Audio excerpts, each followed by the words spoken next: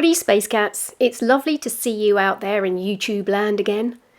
This week I'm delving into the world of Draw This in Your Style, which is a challenge to reimagine another person's art. It's a really interesting way to see how different people interpret the same study. It might be a caricature, or an animal, or a scene. The one that I'm doing is of tea time. I like to add a bit of typography to the work I'm doing, so something like this could work as a greetings card for your special someone, and with Mother's Day coming up in the UK and the USA in the next few months, well, perhaps that's an idea for you. Mums like homemade cards much more than bought ones, but bought ones are better than nothing, hint hint. It seems that Draw This in Your Style started around 2018 and migrated from Twitter to Instagram. It's a good way to get out of an artist's block rut, if you can't think what you want to be painting or drawing next. And all of that extra practice really is good for your skills, plus you'll be joining an artist community with whom you can engage if you wish to. There are no time limits on how long you can take, and you can use whatever medium you want. Although it is a draw this in your style, so perhaps making it out of Play-Doh or as an interpretive dance probably isn't that relevant. My subject matter of tea time is quintessentially British. It's what we're known for, alongside roast beef and weather analysis. If you're going the whole hog, you might have a pot of tea with some scones, cream and jam, known as a cream tea. Debate has run ragged through the decades as to whether you put the cream or the jam on the scone first. If you come from Cornwall, the county at the westernmost tip of the UK, you would put the jam first and then the cream. But if you're from Devon, the next county along, you would do it the other way round. Seriously, fights have broken out over this. Families have been torn apart, Romeo and Juliet style.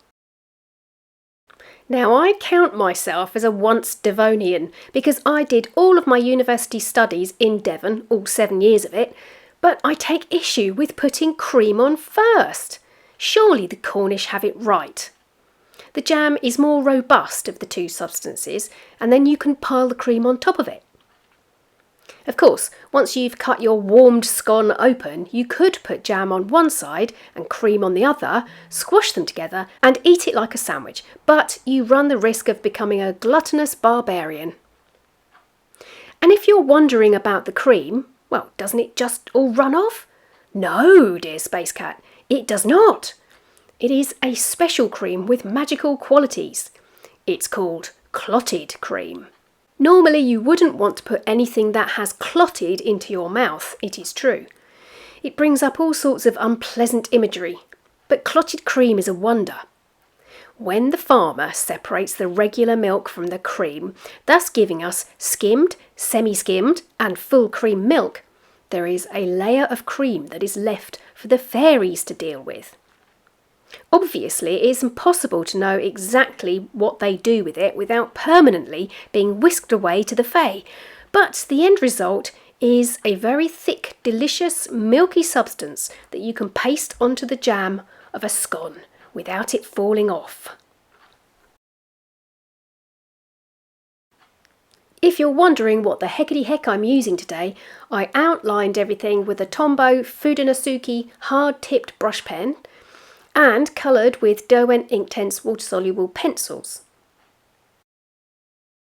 By the way, if you are interested in British English linguistics, a cream tea differs from afternoon tea. If you were going to a posh restaurant for afternoon tea, you'd expect to be served tea in a teapot with a cup and saucer, and to have small cakes and tiny sandwiches with no crusts served on a cake stand to choose from.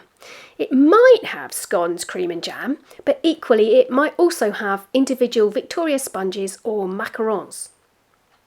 A cream tea is the same drink, but just the scone, jam and cream. Jam first. I'm glad I'm explaining that. I would hate for you to have an afternoon tea incident without meaning to.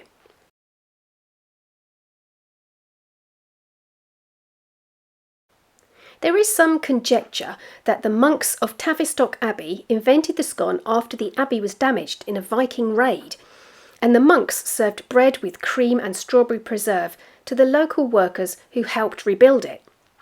Tavistock is in Devon, so maybe they have the cream first or jam first thing right after all. Ugh. My brother once asked me if I was a miff or a tiff. Now, it's exactly the sort of thing I would expect him to say, but on that occasion I had no idea what he meant. Turns out some people, when making tea from a teapot, put their milk in first, and some their tea in first, thus miff or tiff. Traditionally, the milk would go into the cup first to protect the delicate porcelain china from the hot tea. But I prefer to tiff because then you can judge how much milk to add. My very worst tea experience in this country was at a pub in Yarmouth called the Bugle, where I was served a hot cup of tea with a tea bag on the side. I was outraged, so outraged that I paid, sat down and drank the tepid dishwater without utterance. That'll teach them. Anyway, I hope you have a go at doing tea time in your own style. Perhaps it will be a coffee pot or just a mug of tea and a biscuit.